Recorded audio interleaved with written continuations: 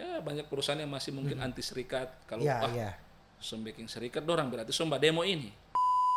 DP pemilik perusahaan ini juga apa namanya mendengarkan Iya. atau dalam tanda kutip tako dia mau demo, pada akhirnya kembali lagi ke bipartit berarti. Iya, sebaik-baik hukum seorang mufakat. Perbuatan pidana pekerja itu tidak menghilangkan haknya untuk mendapatkan pesangon. Walau dia mencuri sekalipun. Beda ini ya. Beda kamar. Ada di situ manajemen dalam hal itu atau oknum menakut-nakuti pekerja. Atau, itu tidak boleh, itu perbuatan pidana. Oke, menakut-nakuti. Jangan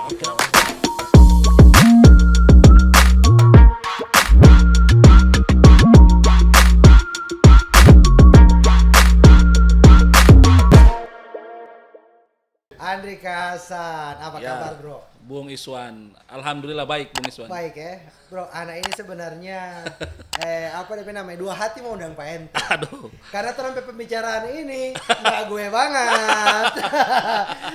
Orang topik malam ini guys itu tentang pekerja, buruh, Iya. gitu, hak-hak pekerja dan sebagainya. Ya, Better orang ngomong soal hak-hak pebisnis. santai itu. saja. Teman-teman, Teh Andrika ini wakil ketua dari DPW Federasi Serikat Pekerja Metal. Indonesia. Bukan metal begitu karena tidak boleh kasih jari gitu. Tapi metal pekerja ya. Metal logam. Metal logam ya. Oke. Tapi memang sekarang posisinya serikat itu memang khusus untuk para pekerja yang ada di logam ini kan berarti tambang, nikel dan sebagainya. Cuma khusus itu atau? Sekarang sudah banyak sektor-sektornya. Jadi ada serikat pekerja logam, ada serikat pekerja aneka industri, beberapa perusahaan-perusahaan kayak Protelan, kayak SPBU itu masuk di aneka industri. Oke, sama ya. Iya. Kalau di Gorontalo masuk di aneka industri, tapi kalau di Jawa itu masuk di automotive machine component, AMK. Oh, AMK. Ada sektor elektrik elektronik. Ada banyak. sektor perkebunan sudah banyak di bawah naungan FSPMI, Federasi Serikat Pekerja Metal Indonesia. Berarti sekarang SPMI lah. SPMI ini sekarang berarti seluruh Indonesia sekarang sudah ada ya? Seluruh Indonesia sudah ada hampir di 38 provinsi. 38 provinsi. Anggotanya seberapa, Bro? Kalau misalnya ente ini kalau di kira-kira afiliasi KSPI-nya dengan konfederasinya hampir 2 juta. Banyak sekali. Jadi ratusan ribu lah kalau untuk FSPMI-nya. Kalau konfederasi dengan afiliasinya, karena ada beberapa federasi, kita kan afiliasi ke konfederasi di atas. Konfederasinya, oke. Ya, itu namanya KSPI. KSPI, Konfederasi Serikat Pekerja Indonesia. Oke, ini berarti di bawah semua serikat pekerja yang ada sekarang ini di bawah naungan KSPI itu, federasi. Iya. Kalau sejarahnya, historinya, dulu di zaman Presiden Soeharto itu kan pasca sebelum 98 hanya boleh ada satu serikat pekerja. Namanya Serikat Pekerja Seluruh Indonesia. Itu bentukan siapa dulu? Negara. Ya, siapa lagi? Ya. Di zaman itu. Oke. Tentu bentukan supaya dalam tanda kutip bisa dikontrol oleh pemerintah. Tapi pasca 98, 99 hadir banyak federasi serikat pekerja termasuk FSPMI, pisah dari SPSI itu. 6 Februari. Ini hari ini ulang tahunnya yang ke-25 tahun. Jadi berdiri 6 Februari tahun 1999 ya? FSPMI itu dan sekarang berkembang. Sudah ini tahun ke-25 tahun, hari ini ulang tahun. Kalau di Gorontalo sendiri dia punya anggota seberapa orang, Bro? Kita di Gorontalo 1000-an lebih. 1000-an lebih. Hampir, ya. Jadi yang tercatat di beberapa hampir 50 perusahaan yang resmi tercatat di Dinas Tenaga Kerja kabupaten kota. Tunggu, berarti tidak serta-merta semua pekerja ini bisa jadi sudah otomatis jadi anggota SPMI ya? Ya, jadi kalau ada namanya undang-undang mengatur itu Undang-Undang 21 2000 namanya. 21 2000. Undang-undang tentang serikat buruh, serikat pekerja. Di situ mengatur bagaimana hak dan seseorang pekerja itu bisa berorganisasi, berserikat dan berkumpul. Jadi kalau di undang-undang mengatur minimal 10 orang pekerja, dia bisa bergabung di serikat pekerja. 10 orang di perusahaan itu? Di perusahaan itu. Akan tetapi ada pasal yang lain mengatur pemerintah dalam hal ini Dinas Tenaga Kerja kemudian serikat pekerja atau serikat buruh, kemudian asosiasi pengusaha atau pengusaha tidak boleh menganjurkan untuk membentuk serikat atau melarang. Nah, itu bahasa undang-undangnya itu tuh. Hati-hati. Menganjurkan tidak boleh, apalagi mau melarang. Menganjurkan saya tidak boleh. Dibebaskan gitu. Dibebaskan. Terserah ngoni. Ya, terserah ke pekerjanya dong. Itu kan Okay. biasanya kan keresahan dari mereka atau Iya, apalah. iya. Biasanya mungkin mereka pengen berserikat. Berserikat. Itu hak, tidak bisa dibatasi. Okay. Tapi diatur. Nah, biasanya kan ada ya banyak perusahaan yang masih mungkin anti serikat. Kalau bikin serikat dorang berarti somba demo ini. Biasanya iya, itu ada di kepala ada. teman-teman betul. dalam tanda kutip teman-teman pengusaha yang mungkin ragu ya. Iya, betul. Oke. Cuman kan begini. Apakah memang orang ketika misalnya di perusahaan tersebut sudah ada serikat pekerja, yang jadi ketakutan para pengusaha itu adalah ketika kau dibentuk serikat pekerja, gini deh, anak ganti DP ini biar tidak multitafsir. Jangan sampai multitafsir. Ketika ada pembentukan serikat pekerja di perusahaan tersebut, apakah memang fix selama ini yang fakta di lapangan, ketika hadir serikat pekerja di perusahaan tersebut berarti ada ketidakadilan terhadap pekerja di situ? Anda boleh simpulkan itu enggak? Atau bisa saja itu ada atau bisa juga tidak. Saya tidak bisa menjawab. Tapi kebanyakan ya. Iya, kebanyakan rata-rata mereka ada permasalahan di perusahaan.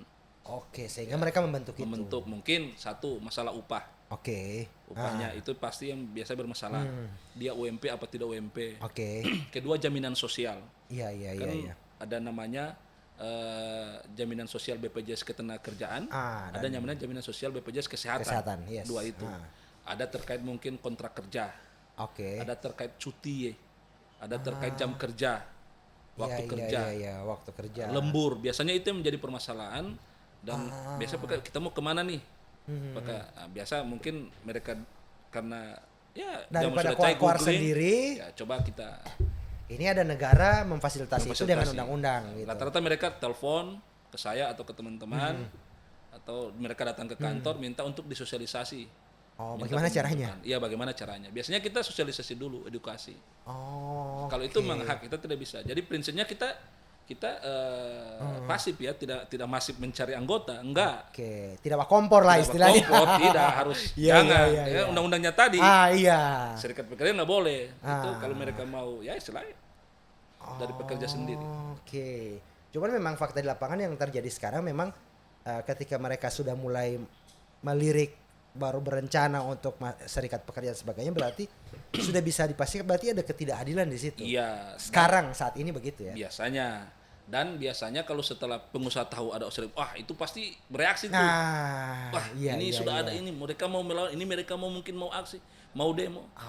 Itu biasa. Nah, biasanya itu kan jangan lupa teman-teman itu tercatat secara resmi. Pencatatannya itu di Dinas Tenaga Kerja. Lokusnya di mana perusahaan itu berada. Kalau dia di kabupaten berarti dicatatkan di kabupaten. Kalau dia di perusahaannya Kota Gorontalo dicatatkan di Dinas Tenaga Kerja Kota Gorontalo. Jadi itu resmi. Bukan pekerja dibilang ini pekerja ilegal atau enggak, dilindungi undang-undang, tercatat.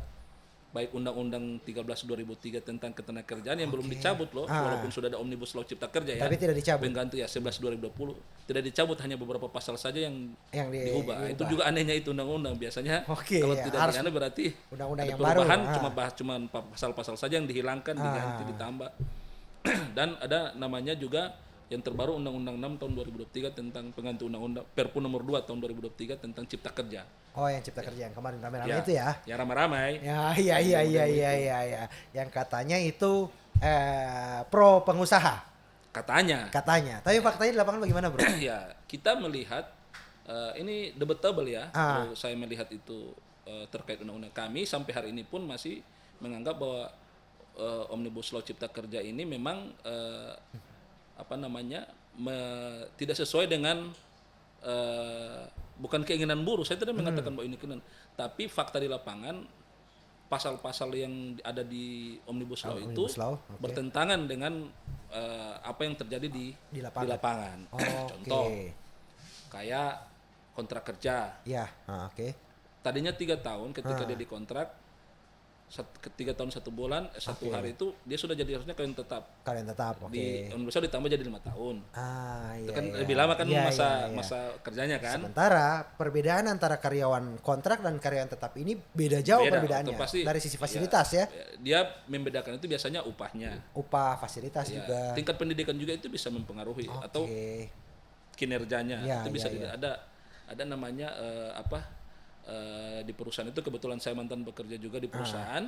Jadi itu beberapa variabel pembeda lah antara karyawan yang baru dengan karyawan yang lama. Karyawan yang kontrak dengan karyawan yang sudah tetap. Iya, fair lah seperti fair itu ya. Seperti itu. Itu yang terjadi. Kemudian ada juga terkait dengan banyak lah kalau pasal-pasal itu kita mau berdebat di situ. Yang sampai hari ini masih kami berjuang terkait Omnibus Law itu yang memang permintaannya memang dicabut minimal atau direvisi lah yang terkait dengan itu. Contohnya tentang ketersediaan lapangan pekerjaan, katanya bisa menciptakan lapangan kerja baru. Tapi nyatanya banyak yang kena PHK malah. Itu katanya tenaga kerja lokal, tapi kita lihat di beberapa daerah tenaga kerja asing yang datang. Tidak saja Jawa Barat dan Pulau ada guys. Ada. Jadi ini saya paham bahwa niat Presiden kita baik, tapi mungkin cara melaksanakan itu mungkin yang keliru menurut saya ya. Kita bisa berdebat di situ. Demo di mana-mana.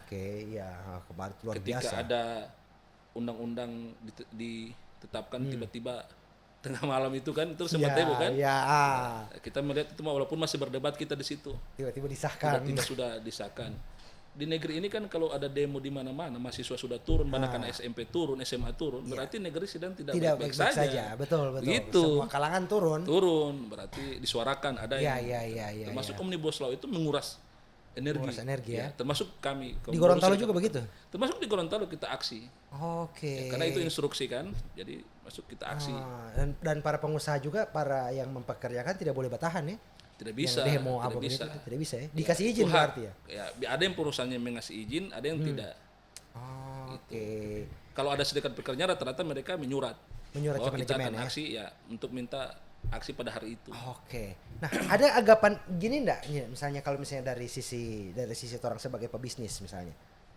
Ketika ada serikat pekerja di situ, gitu di perusahaan tersebut, para pekerja itu relatif lebih istilahnya kalau misalnya mau ini lebih arogan mungkin kalau anak bisa mau bilang gitu. Artinya sudah belum tak salah sedikit orang dengan itu. Apa-apa kita di serikat pekerja gitu. Nah, itu ada saya kritik. Makanya ketika ada anggota baru kami justru jangan begitu. Jadi tujuan kalian berserikat itu apa sih? Tujuan berserikat itu cuma 2. Yang pertama adalah kesejahteraan untuk dia, pekerja dan keluarganya. Itu pasti. Dalam hal ini upah, jaminan sosial. Itu upah kalau dia belum UMP mungkin UMP itu yang dia. Jadi bukan menuntut istilahnya, tapi meminta. Ini harus dibedakan. Memperjuangkan. Kalau menuntut itu upahnya memang UMP, dia menuntut dan jadi 5 juta kata. Itu menuntut. Ini meminta. Kalau meminta itu kan sesuai dengan ketentuan. Dan ada diskusi, ada diskusi. Itu pertama kesejahteraan. Kedua advokasi. Tujuan serikat ini. Jadi dia bisa setidaknya mengadvokasi dirinya sendiri. Yang tadinya kan pekerja itu datang pulang terima gaji masa bodoh padahal dia tidak tahu ada undang-undang yang mengatur dia nih yang melindungi dia gitu. Akhirnya dia melek jadi ini ada itu tujuannya. Saya sampaikan ketika kalian sudah masuk jangan kalian kita anggota serikat begini jangan yang macam-macam nih justru perlihatkan kinerja kalian lebih baik lagi dengan yang mungkin bukan anggota serikat yang tidak bergabung di perusahaan itu. Karena di perusahaan itu bisa saja satu perusahaan itu ada 2-3 serikat. Ada begitu ya? Undang-undang membolehkan itu. Di Jawa banyak itu. Satu perusahaan ada sampai 3-4 serikat pekerjanya. Kalau di Gorontalo ini dulu ada di perusahaan di pabrik gula itu ada serikat pekerja mandiri di perusahaan yang bentukan perusahaan. Ada serikat pekerja dari luar juga. Tidak masalah ya? Tidak masalah. Kalau beberapa perusahaan yang ada 2-3 serikat pekerjanya. Tinggal siapa lebih banyak anggota, itu saja. Emang pengaruh ya? Apa DP nama? Serikat pekerja yang punya banyak anggota, apakah itu lebih kuat dalam tanda kutip ketika misalnya menyuarakan haknya ini? Pengaruh ya? Pengaruh. Jadi banyaknya anggota itu mempengaruhi. Artinya ada kebijakan perusahaan yang katakanlah yang mereka anggap itu bertentangan. Ya bargainingnya di situ. Mereka bisa meminta untuk bipartit. Jadi bipartit itu penyelesaian perselisihan di tingkat perusahaan. Diskusi lah antara manajemen dengan perwakilan serikat-serikat itu. Kan tidak harus semua datang. Mungkin siapa ketuanya, sekretarisnya ini diundang yang mungkin bisa juri bicaranya begitulah istilahnya. Jadi itu yang dibicarakan. Tidak selesai di situ, lanjut diatur di ada namanya Undang-Undang 2 tahun 2004 tentang PPHI, penyelesaian perselisihan hubungan industrial.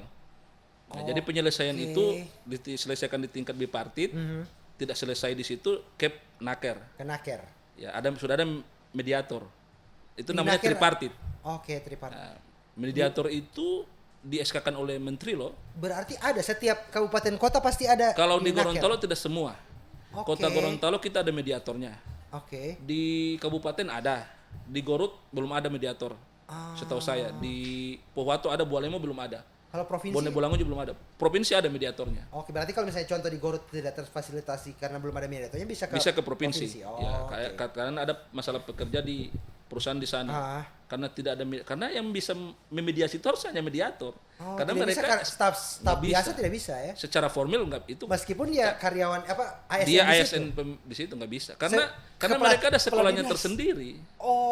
Itu kalau tidak salah dulu hampir 6 bulan mereka sekolah, kemudian di SK-kan oleh Menteri Tenaga Kerja.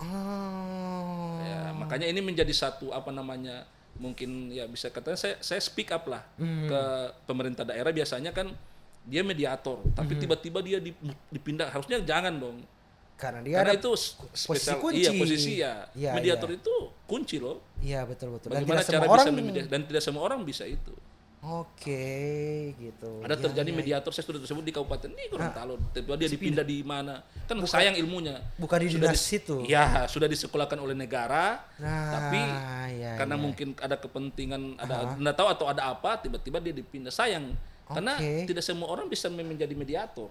Berarti secara otomatis ketika dia pindah dinas, hilang sertifikasi mediatornya itu ya? Tetap ada. Tapi dia tidak bisa pakai. Nggak bisa.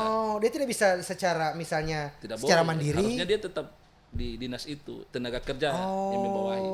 Ada namanya di hubungan industrial. Di seksinya HI hubungan industrial namanya di dinas tenaga kerja itu, nomenklaturnya ada.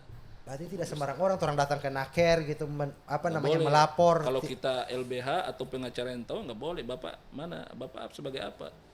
Harus ini kan bicara formil. Berarti bisa juga dong misalnya orang sebagai pengusaha misalnya dapat undangan dari naker, ada orang punya tim karyawan yang menuntut. Dia dulu sama dia. Siapa kan ada ini dah. Dapat sertifikat sertifikasi mediator enggak? Kalau nggak bisa ya sudah nggak bisa jangan. Ini. Gitu.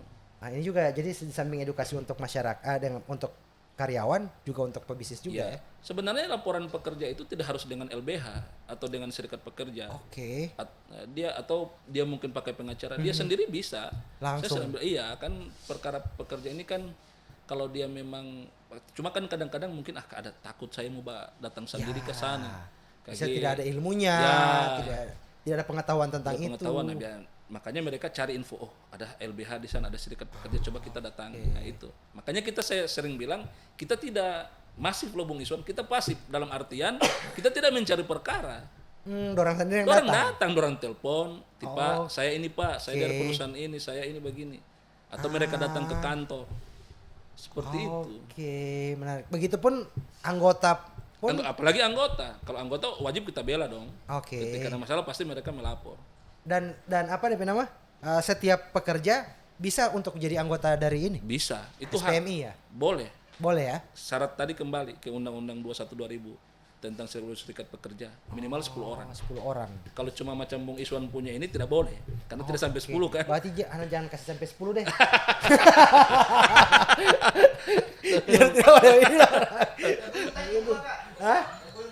Hitung 2 teh buyung.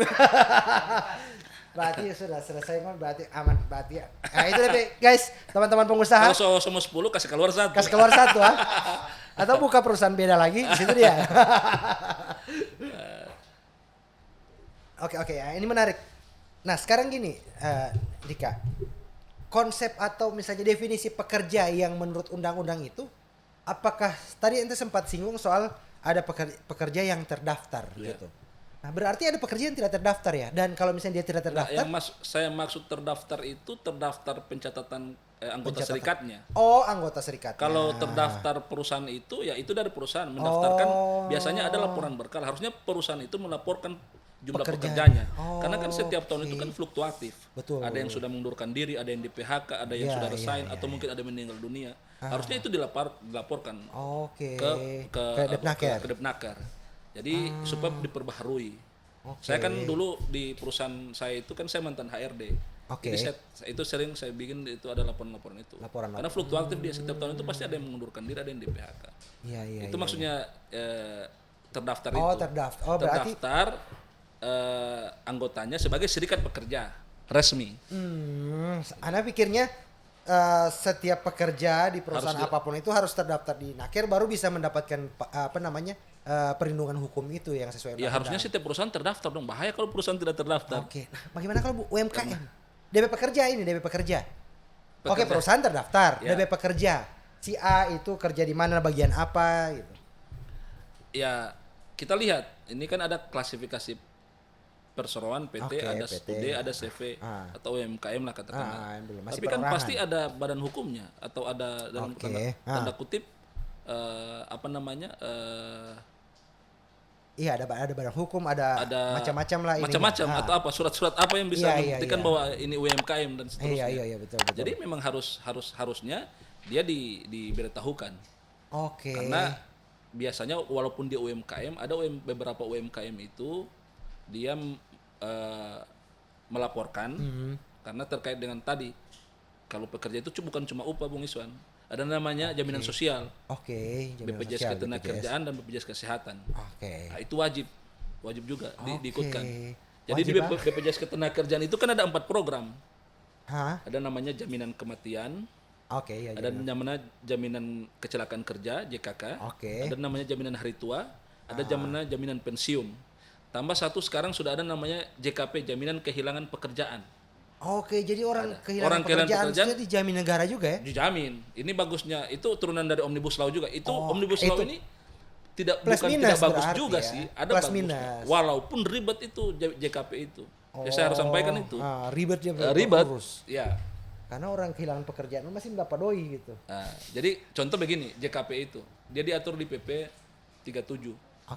Turunan dari Undang-Undang 11 2020 tentang Cipta Kerja. Jadi contoh Bung Iswan bekerja 10 tahun, tiba-tiba di PHK lah di perusahaan. Nah, dia bisa mengikutkan jaminan kehilangan pekerjaan. Jadi itu yang dibayarkan oleh pemerintah dan BPJS.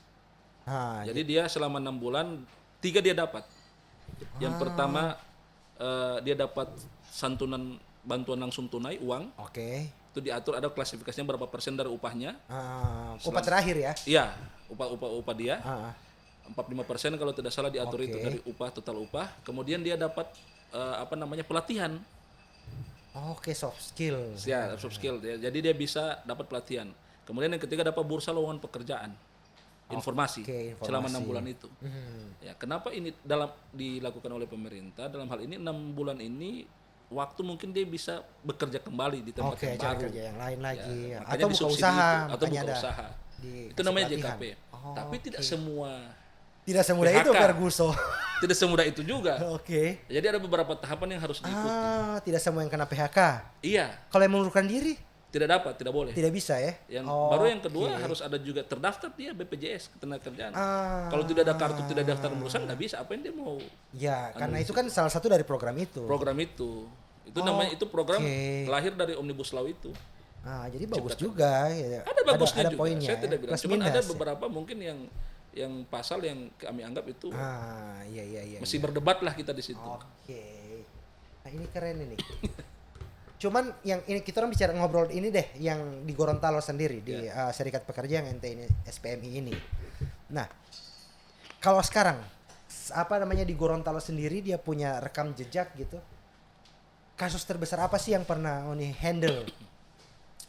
Kalau saya pribadi ya, saya dulu bekerja 7 tahun di perusahaan saya yang itu saya meniti karir dari situ sebagai pekerja dari bawah, dari waiter, sampai di puncak menjadi HRD manager. Sempat terakhir saya di situ, tapi saya di mana itu? Di sekarang dulu. Jadi sekarang ini sebelum waktu saya di tempat kerja itu saya masuk di serikat pekerja ini yang sekarang SPMI. Saya jadi anggota. Bukan serikat pekerja mandirinya yang bukan ada belum ada serikat pekerja mandiri, hanya ada SPMI. Jadi saya masuk di situ jadi anggota, bahkan saya jadi pimpinan serikatnya di perusahaan. Jadi sampai terakhir setelah saya tidak bekerja, saya aktif di LBH, SPMI dan di DPW. Ya memang ini fokus memang untuk hak-hak pekerja ya. Hak pekerja. Bahkan kan sempat dulu itu kan ramai, kita sempat aksi dan seterusnya, demo. Itu termasuk besar karena banyak perusahaan, banyak pekerja yang kita dampingi di LBH, kurang lebih 30 orang lah kita waktu itu, karyawan-karyawan lama yang tidak terpenuhi haknya. Iya, yang ada ada perselisihan pekerja, perselisihan hak di situ, kemudian terjadi bipartit sudah gagal. Tidak selesai di situ, di Naker gagal. Akhirnya ada yang sampai ke PHI, ada yang sampai aksi juga. Baru setelah aksi baru diproses pembayaran dan seterusnya. Itu dulu. Tapi alhamdulillah dibayarkan. Rata-rata kami dibayarkan pada saat itu. Nah, ini yang menarik ini. Tadi ini sempat demo gitu, ada demo. Nah, kan ini proses dari perlindungan hukum untuk ini ada dari bipartit tadi, level perusahaan, baru level tripartit, naker, baru kemudian ada di PPHI gitu. Sini paling puncak ya. Paling puncak. Kalau bisa jangan sampai situ lah. Yang penting jangan sampai situ. Nah, kalau proses demonya ini gitu, itu di titik di bagian mananya ini? Yang di mana yang tidak bisa ini, sehingga pada akhirnya kan begini.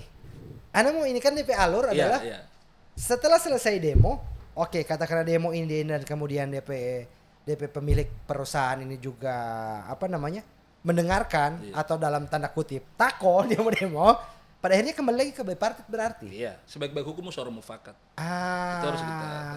Tapi begini Bung Ison, di SPM itu ada namanya metodologi perjuangan. Jadi ada namanya KLA, konsep, lobby, aksi. Terakhir ini aksi. Aksi jangan dibalik, bukan aksi. Jangan dulu jangan. Jadi konsep itu ketika ada perselisihan hak atau perselisihan pekerja di perusahaan, biasanya serikat pekerja menyurat ke perusahaan.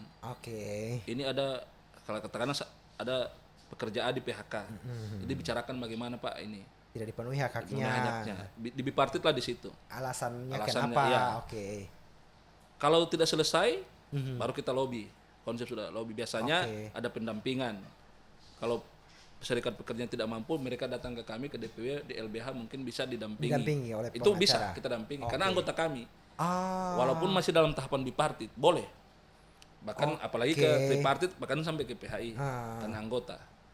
Ya, biasanya itu demo itu bukan hanya satu atau dua orang pekerja berselisih, itu sudah banyak biasanya lebih dari itu jalan terakhir. Nah, setelah tidak buntu, ya itulah baru aksi. Ya bagian adalah strategi lah. Iya. Sok mental. Kita akhiri ke DPR dan seterusnya. Pernah enggak misalnya demo atau di aksi ini, kemudian pemilik perusahaan ini bergeming gitu, ya udah sampai PPHI deh? Pernah ada. Iya, sampai putusan pengadilan. Nah, kalau sudah putusan pengadilan, bahkan sampai kasasi, ya kalau dinyatakan kita menang, bayar. Kalau misalnya kalah gitu, ya udah berarti stop. Berarti perjuangan kita sudah maksimal. Tapi rata-rata kita kalau sudah maju ke PHI berhitung betul bahwa perkara ini harus menang. Gitu. Kadang juga ada kita pernah kalah juga. Ada istilahnya juga NO itu yang tidak diterima, tidak ditolak. Ya gantung. Karena mungkin identitasnya salah atau alamatnya salah, perusahaannya dan seterusnya. Ya, itu biasa. Saya di awal-awal ketika belajar juga pegang perkara di LBH juga ya ada begitu. Itu biasalah. Cuman pernah enggak yang datang minta pendampingan dan sebagainya, dia merasa dizolimi, tidak dipenuhi hak-haknya gitu. Padahal ini orang yang memang kurang ajar. Gitu. Pernah enggak?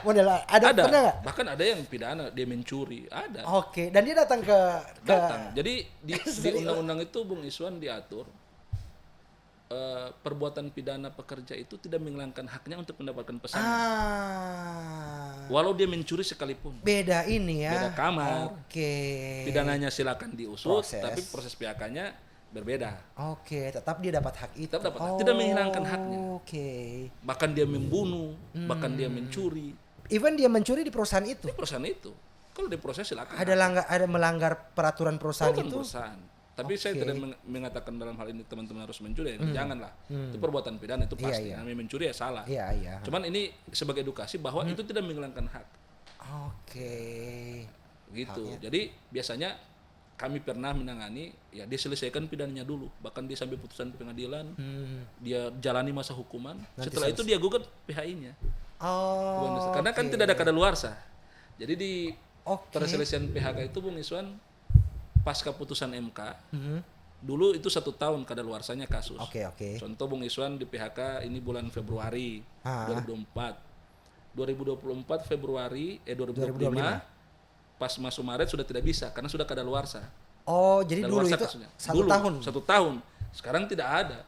Perkara yang 2018 mau dituntut sekarang bisa. Atau perkara PHK sekarang Bung Iswan nanti mau gugat di 2026 boleh. Oke, tidak ada masa kadaluarsa. Tidak ada masa kadaluarsa. Karena mungkin bisa berangkat dari itu. Ya, itu uniknya undang-undang PHI. PPHI 2004. Iya. Di situ diatur hukum acaranya, formilnya dan bagaimana material. Ada ini enggak, Bro? Apa DP nama? Yang mendapatkan perlindungan hukum apalagi yang misalnya melalui serikat pekerja gitu. Ya. Contoh nih misalnya anak karyawan di inilah di kedai gitu. Ini kan kedai ini UMKM. Usaha mikro. Mikro DP di bawah lagi mikro bah. Harus nanti mau lihat dengan mikroskop ini DP. Mikroskop. Iya. Nah, apakah mereka ini kalau misalnya katakanlah mereka merasa dia punya hak tidak terpenuhi oleh pemilik usaha dan sebagainya, bisa enggak dorang ke ini? Boleh. Ke apa namanya? Serikat. Bisa. Dia tidak hanya harus ke serikat, dia ke pengacara atau dia kemana, dia bahkan melapor di Snaker langsung boleh, itu hak. Tinggal pilihan, berani enggak dorang melapor, itu kan pilihan. Nah, rata-rata mereka kan kalau melapor sendiri tidak berani, mereka datanglah ke kami. Dan ketika bayar mereka enggak? Datang, ya kita ada yang pro bono jujur saja. Ada yang apa namanya kan berdasarkan kesepakatan. Kan tidak juga ada yang kalau anggota kami rata-rata kita bantu. Kalaupun ada katakanlah ada pesangon, kita jujur-jujur saja ya. Itu kan kesepakatannya. Cuman berbeda ketika dia pakai pengacara. Pengacara kan sudah patok harga. Tidak ada harga justru, bisa kasih lebih-lebih lagi. Jadi teman-teman kalau di pengacara itu kan tergantung kesepakatan. Iya. Tidak dipatok, ini sekian, ini enggak. Jadi berdasarkan kesepakatan rata-rata. Nah, pekerja ini kan kalau sudah di PHK, tidak ada. Hilang dia punya mata pencarian. Ada uang dari mana? Itu rata-rata mereka ke LBH. Nah, di kami ada pengacara juga di LBH, ada juga bukan pengacara begitu. Jadi mengenai kasus. Ya, ada yang pro bono. Kalau memang dia tidak bisa ya biasanya dia minta mungkin lewat surat keterangan miskin dari desa atau apa, keterangan tidak mampu. Ya. Ataupun kalau misalnya katakanlah bukan pro bono deh, gitu. Itu berarti kesepakatan dengan si ininya. Ya, biasa kan harus ada surat kuasa dulu kan, ada SPBH surat perjanjian bantuan hukum, seperti apa, menanggung yang di situ menulis hak dan kewajiban antara LBH dan pekerjanya. Prinsipnya profesional lah begitu. Kita dampingi dari proses dia bipartit sampai mau PPHI pun. PPHI pun. Bahkan ada potensi untuk aksi di situ kalau misalnya tidak terpenuhi. Potensi rata-rata kalau 1-2 orang sih tidak ini ya. Tapi karena kalau banyak ya pressure lah. Karena banyak kan sudah menyangkut hajat hidup orang banyak ya. Karena biasanya kalau sampai di tingkatan aksi atau demo itu dia tidak hanya murni PHK. Jadi biasanya ada indikasi terkait pidana. Contoh begini, ada serikat pekerja di perusahaan A, ada di situ manajemen dalam hal itu atau oknum menakut-nakuti pekerja. Atau itu tidak boleh, itu perbuatan pidana. Oke, menakut-nakuti jangan ikut. Atau kenapa dilarang atau dia dilarang berorganisasi, itu tidak boleh. Nah, itu di aksi kemarin kita terakhir itu yang sampai setiap 10 hari demo itu ada isu itu. Ada pimpinan yang coba ada isu itu. Nah, itu yang kita laporkan untuk coba didalami oleh pengawas ketenagakerjaan. Ada namanya pengawas juga. Itu di provinsi. Itu SK Menteri juga. Beda dengan Naker ini. Beda mediator. Sama mereka. SK-nya sama dari kementerian. Tapi pengawas khusus masalah ketenagakerjaan terkait dengan bagaimana ininya pemilik bisnisnya. Iya, pemilik bisnis. Mereka bisa kasih surat peringatan SP 1 2 3 bahkan sampai pencabutan izin. Ada namanya PPNS itu. Yang pengusaha kapal angin. Ya, penyidik. Pegawai negeri sipil itu SK Menteri juga. Dia bisa masuk ke pidana. Gitu. Atau ada laporan tidak bayar BPJS ketenagakerjaan dan kesehatan. Menunggak. Nah, itu berapa orang ini? Iya. Boleh. Ada indikasi seperti itu. Itu yang jadi alasan demo. Kayak kemarin kan dia ada perusahaan mungkin menunggak. Menunggaknya karena apa, Ki? Apakah perusahaan ini sementara gaji kan sudah dipotong di pekerja. Iya. Iuran BPJS ketenagakerjaan kesehatan itu kan 2. Iya. Dari pekerja dan pemberi kerja. Ada presentasinya. Mungkin sudah mereka, Pak, kok ini sudah dipotong tapi belum dibayar. Nah, kalau sudah dipotong tidak bayar, penggelapan dong. Ya, ada masalah ada pasalnya lagi. Pemilik kerja, pemilik ini. Itu ada, itu kemarin sempat kasus begitu ada. Oke. Menarik ini. Menarik. Ini para pekerja banyak sekali dong yang dapat. Banyak dapat ini. Nah, sekarang gini. Nick, ini kan buruh ini. Ya. Buruh ini kan pekerja gitu. Semua ini. Di tiap tanggal 1 Mei itu pasti May Day dan itu banyak sekali luar biasa. Tidak di Jakarta, di Gorontalo pun ya orang lihat ya banyak juga gitu. Nah, pernah enggak gitu ada yang ingin menunggangi dalam tanda kutip apalagi sekarang musim politik. Itu pertama. Nah, yang kedua pernah enggak misalnya ada titipan demo tadi yang mau dibikin titipan demo contoh misalnya itu perusahaan besar sekali itu demo pada dia. Iya, kita DP kompetitor ini biar ini titip. Pernah pengalaman enggak? Kalau sampai sejauh ini yang saya sudah kalau tidak salah 2009 2024 berapa tahun ya? Hampir 2010 udah hampir 14. Iya, 14-an. 15 tahun ya saya berserikat. Dari tingkat perusahaan sampai di tingkat DPW, Dewan Pimpinan Wilayah. Saya pernah menjadi anggota Dewan Pengupahan Provinsi, itu SK Gubernur 2 periode.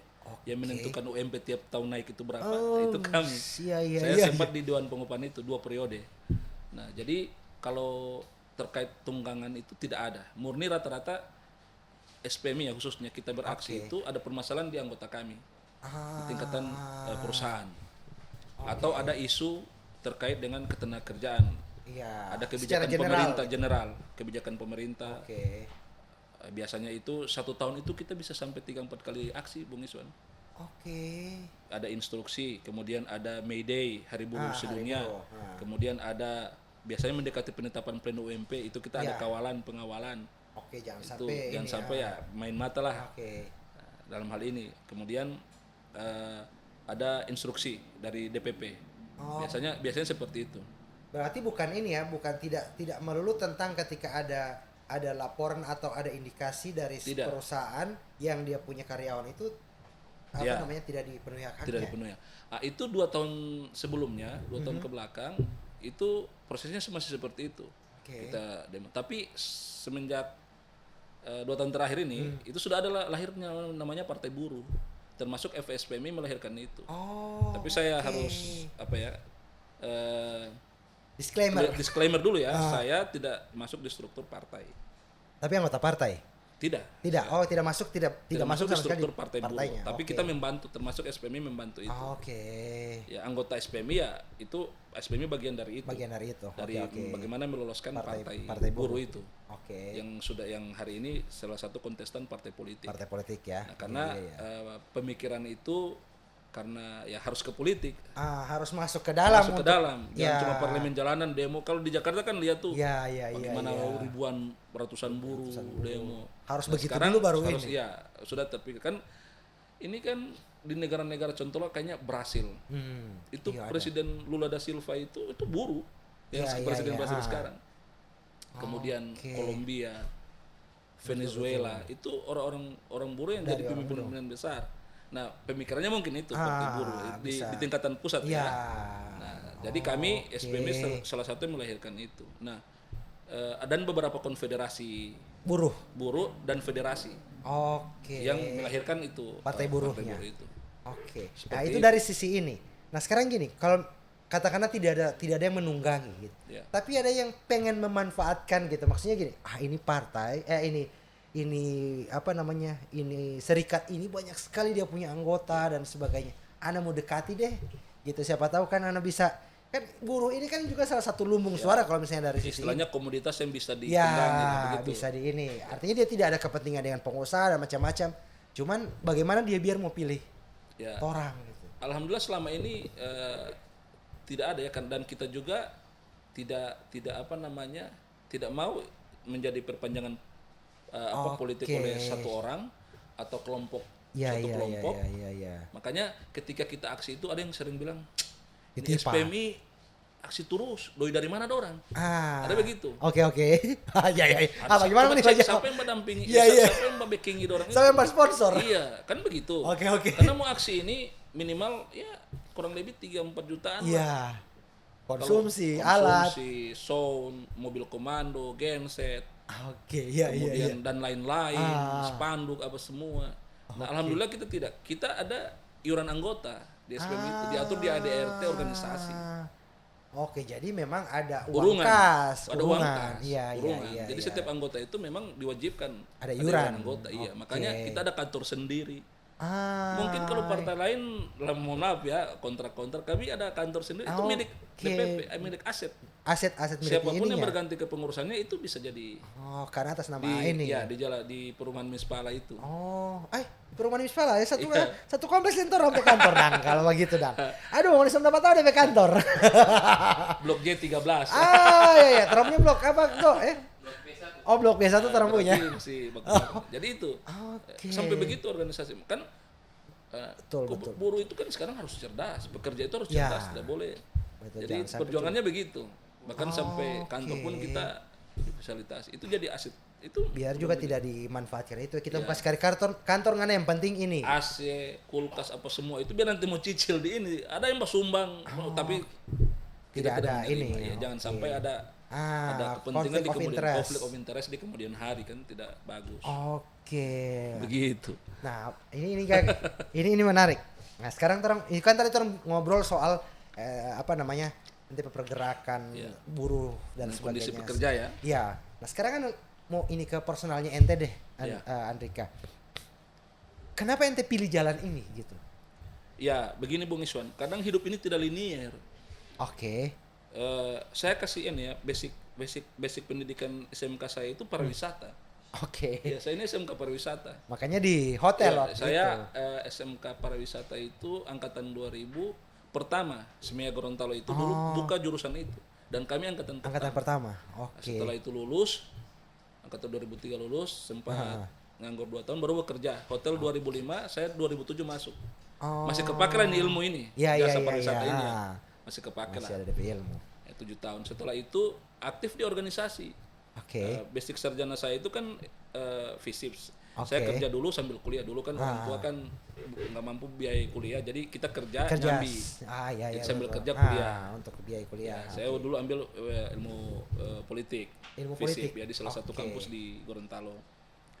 Nah, selesai berserikat tiba-tiba kan harus belajar tuh. Jadi harus tahu belajar undang-undang ketenagakerjaan itu. Nah, uniknya undang-undang ketenagakerjaan ini, lex spesialis ini, dia tidak hanya kalau di PHI itu undang-undang ketenagakerjaan itu ada perdatanya, ada pidananya, ada tata negaranya, administrasi. Bisa masuk ke semua ini ya. Jadi kalau ada perkara dia bisa masuk ke mana? Ini mana nih, pidana nih atau perdata? Iya, kalau dia mungkin terkait pekerjaannya mencuri itu berarti pidana atau seterusnya. Kalau dia terkait administrasi bisa kita mengenalnya ya, contoh kayak kemarin kita ada menggugat dalam, mohon maaf, terkait dengan SK gubernur yang kita gugat di PT Tun, itu LBH SPMI yang menggugat. gitu. Nah itu saya di situ. Setelah itu, waduh kayaknya tidak linear nih. Saya ambil hukum kuliah lagi. Sambil ini masih kuliah. Oke. Ya, jadi apa namanya ilmu politik ini selesai ambil lagi. Selesai. Saya alhamdulillah pasca sarjana saya sudah selesai. Tinggal hukum yang sekarang sudah mau selesai. Insya Allah tahun ini wisuda lah. Oh ya. Oh sama nanti juga ya tahun ini wisuda ya. Iya. April atau Mei. Skripsi. Oke. Yang hukum ini. Hukum, karena harus dilinearkan. Makanya saya bilang tadi ya karena kita geluti di sini. Saya kesehariannya di situ. Berbanda itu dengan kita di LBH aktif, otomatis mau tidak mau kita harus linearkan nih ini ilmu ini. Bahasanya begitulah. Biar juga. Saya ambil sekalian biar S1 S2 saya ambil sekalian. Asik, mumpung masih semangat untuk sekolah. Masih semangat untuk sekolah ya. Iya, kalau datang malasnya kan wah susah itu. Oke. Nah, exit point titik terakhir yang ente mau ini deh apa? Dari kan ini begini. Ini kan memperjuangkan banyak orang punya kepentingan gitu. Dan ente sendiri pun saat ini ya bukan tidak lagi berkecimpung di dunia pekerja kan? Iya. Nah, apa DP ending kalau dari ente sendiri sih? Ini habis dari saya bilang begini sama teman-teman pekerja. Saya setelah 7 tahun bekerja sempat nganggur, kemudian diajak ada salah satu almarhum ya, itu orang baik, dia ajak jadi di perusahaannya jadi manajer. Saya sempat jalani 2 tahun. Nah, setelah itu saya berhenti. Saya sempat nyalek. Sempat nyalek ya? Iya. Jadi kita semua sudah kita geluti. Ilmunya artinya kepakai lah, ilmu politiknya gimana lah. Kepakai. Kemudian setelah itu saya dedikasikan, saya tidak bekerja.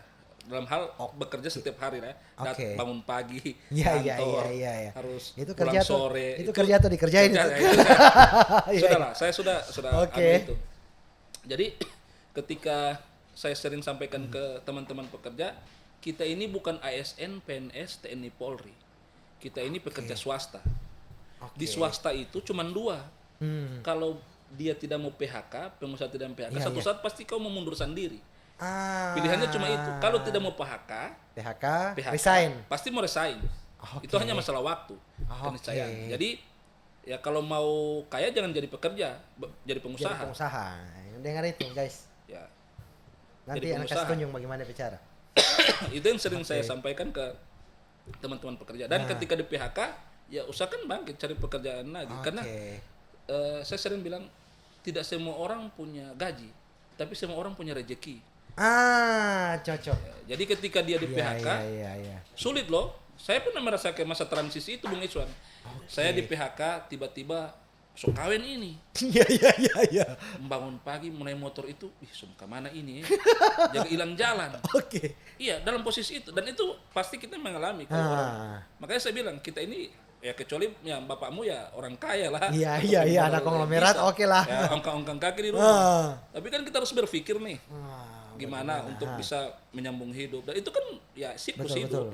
Siklus. Yes. Saya sering bilang ke teman-teman, karena saya mengalami PHK itu, makanya ketika teman-teman yang di PHK, saya secara psikologi saya tahu kondisi bagaimana mereka. rasanya, Suasana kebatinan mereka seperti apa. Saya paham karena saya pernah di posisi itu. Jadi cepatlah move on. Dapat pesangon ya buka usaha apa. Sekarang kan di zaman digitalisasi boleh bikin kue di rumah, jual online atau apa. Seperti itu. Jadi harus itu yang TPT ini pada akhirnya kita harus membela para pekerja ini biar ketika kena PHK, Anda pastikan PHK terpenuhi karena hak terpenuhi, harus sebisa mungkin hak terpenuhi. Selama itu normatif ya. Ada ya kalau dia ya ini bagian dari ilmu ya. Ada tidak semua PHK dibayarkan. Kalau dia mundurkan diri tidak dibayar. Iya betul. Selama tidak diatur di peraturan perusahaan. Bukan saya bilang berarti jangan mundur. Iya. Ya itu mundur kan pilihan. Betul. Gitu. Nah, kalau ini mungkin di torompein terakhir deh. Ente kan dulu pernah nyalek dulu di politik dan sebagainya gitu. Nah, kalau di ini sendiri, ini masih ente kan melekat dengan NTP SPMI ini. Iya. SPMI ya. Iya. Melekat dengan SPMI, ketua ini dan sebagainya gitu. Banyak kenalan dengan orang. Nah, kalau misalnya orang kan pasti lihat ada gerbong ente nih. Iya. pekerja dan sebagainya. Ada enggak misalnya yang calon-calon gitu yang mendekat gitu. Inilah pilkada lah yang nanti pemilu lah, oke, tinggal berapa hari orang ini. Pilkada lah gitu. Ada yang dekat-dekat, wih banyak ada gerbong bagus teh Andri kayaknya ini gitu. Ya. Ada enggak? Saya ini memang bukan orang Gorontalo asli. Oke. Tapi saya dari Bolsel, tapi Bolsel itu hampir 60% orang Gorontalo. Oke. Jadi kakek saya ini orang Gorontalo, pernah jadi lurah di salah satu kelurahan di Tenilo. Oke. Itu kakek saya itu almarhum bapak, ayahnya almarhum bapak. Oke. Jadi ada Gorontalonya. Saya Hasan Talaga. Hasan Talaga ya? Iya, jadi ini perlu diklirkan dulu. Cuman ibu saya orang Mongondo dan campur. Jadi saya ada Mongondonya, ada Bolangonya, nenek saya Gobel. Oke. Jadi Gobel nenek. Campur ada Gorontalo, ada Mongondonya, ada darah saya lah. Jadi begitu. Dan alhamdulillah dari tahun 2000 saya di Gorontalo sekolah sampai hari ini alhamdulillah berkenalan dengan begitu banyak orang. Baik itu banyak ya setelah jadi aktivis pekerja serikat bisa kenal teman-teman pengusaha dan alhamdulillah ya sampai hari ini survive lah. Ya dengan teman-teman itu. Nah, terkait pertanyaan ada tidak tetap hanya ada di ya? Ada coba untuk ayo coba kita didukung nih seperti apa. Nah, tapi kan itu keputusan organisasi. Tidak bisa putusan tidak boleh sendiri ya. Karena yang dibawa bukan saya pribadi tapi organisasi. Ada organisasi. Biasanya kita rapatkan. Kita mau dukung siapa. Oh, tetap ada seperti itu juga ya? Iya, harus dirapatkan. Karena kalau pribadi silakan. Beda lagi kan. Iya. Kalau organisasi menurunkan kan apalagi kan SPMI ada partai buruh yang dilahirkan. Bisa mungkin lah. Itu kalau mau bahas bisa. Seperti itu. Jadi ya untuk kontestasi pilkada ya kita lihat lagi, kita lihat ke depan seperti apa. Menarik. Pertanyaan titipan guys. Nah, terakhir bro, ke apa DP nama? Kalau misalnya ada para pekerja yang saat ini mau pengen gitu, ada merasa dia punya hak-hak tidak terpenuhi dan sebagainya gitu, mau bawa hubungi SPMI itu ke mana gitu, mau DP kantor ataupun nomor kontak yang ada, atau misalnya mau jadi anggota, apa saja punya syarat gitu dan harus hubungi ke mana? Ada nomor saya, kalau nomor saya bisa ya, jadi ada nomor saya, nanti saya kasih Bung Iswan. Ditaruh di sini tidak apa-apa ya? Sip. Taruh silakan, atau bisa datang ke kantor kami. Di perumahan Misfala, Jalan Rasaindo, Blok J13. Blok J13. J. Syarat-syarat kalau misalnya menjadi anggota yang penting pekerja. 10 orang, itu syarat di undang-undang. Harus 10 orang. Mau masuk dia jadi anggota ini SPMI. Iya, kalau sendiri dia bisa sendiri tapi jadi mandiri. Tapi kan rata-rata itu perusahaannya lebih dari 10. Jarang sekali yang satu orang. Kayak saya sudah Pak. Saya sendiri juga mau masuk, teman-teman lain tidak mau diajak. Ya, saya bisa mungkin 10 orang lah. Tinggal bagaimana kau pengaruhi teman-teman supaya bisa mau berserikat. Tapi apa DP nama? Kalau sendiri pun gitu, namun jadi anggota bagian anggota ini deh. Sendiri pun tidak masalah. Tidak masalah. Kewajibannya dia jadi anggota. Boleh. Itu kan terbilang. Cuman undang-undang mengatur harus 10. Di perusahaan ya. Perusahaan. Iya, kalau pribadi dia. Perusahaan itu berarti. Ada pernah begitu. Pak, cuma saya sendiri. Baru saya tidak bisa mendapatkan hak untuk menjadi silakan. Kau bayar iuran. Bayar iuran. Ya. Kan karena itu diatur di organisasi. Kenapa kita survive? Kenapa kita bisa aksi itu? Karena kita tidak terima dana dari pemerintah. Kita jadi tidak ada konflik of interest. Iya. Jadi hantam semua selama dia tidak memfasilitasi hak-hak pekerja. Makanya kita tidak bergeming ketika kita turun, kita aksi apa. Karena nggak ada. Kalau mau damai ya silakan. Kalau mau ribut ya itu ayo. Itu kan pilihan. Pilihan saja. Tapi sebaik-baik hukum musyawarah mufakat. Yes. Berarti mau perseorangan ataupun bersepuluh silahkan gitu ya. Tapi diwajibkan ya 10 di perusahaan itu ya. Rame-rame datang ke sana dan berarti bukan jadi serikat. Saya tidak menganjurkan ya. Tidak maksudnya ketika misalnya mau. Ketika mereka mau. Gitu. Kalau mau kan harus tahu mereka harus kemana. Ada keresahan itu. Iya. Kalau semua datang itu. Guys, semuanya jangan ke sana. konsultasi mungkin bisa ada permasalahan. Ada konsultasi. Membuka ini juga ya. Ruang diskusi silakan. Kita kan berbagi ilmu. Di WA Pak, saya ini di sini 3 bulan dia tidak gaji. Pak, saya ini 5 tahun bekerja belum minta cuti dia tidak kasih. Pak, saya ini tidak ada kontrak. Boleh kita diskusi. Diskusi itu. Oke, silahkan nanti teman-teman yang mau diskusi ada nomor WA-nya Bro Andrika di bawah. Oke, guys, teman-teman. Semoga apa yang orang obrolkan ini bisa membuka wawasan baik untuk pekerja maupun pengusahanya. Pengusahanya menjadi seorang pengusaha yang memanusiakan manusia ya. Ya, ini mungkin saya harus saya sampaikan juga. Saya kenal dengan teman-teman pengusaha. Banyak pengusaha baik, Bung Iswan. Jadi ini di disclaimer jangan salah. Ini serikat pekerja demo-demo terus enggak. Saya mengapresiasi teman-teman pengusaha yang baik-baik, yang mereka bagaimana membayar upah, lakukan jaminan sosial, memperlakukan pekerja dengan baik. Karena ini bukan antara budak dan majikan, ini antara pekerja dan pengusaha, setara di undang-undang itu diatur. Setara. Kalau dulu iya. Dulu iya. Dulu iya, kan tidak ada yang mengatur. Nah, sekarang setara, pengusaha dan pekerja setara diatur, dan haknya sama dan kewajibannya diatur di undang-undang. Ya kalau memang dia mampu bayarkan UMP-nya. Kalau tidak bisa diskusikan kesepakatan kalau memang saya tidak menganjurkan itu. Tapi kan diatur di undang-undang yang memang harus seperti itu. Betul, itu yang saya bilang. Jangan juga yang mampu tapi pura-pura tidak mampu. Pura-pura mati. Itu juga ada juga. Dan ini ada database itu ya, database ya. Laporan ya.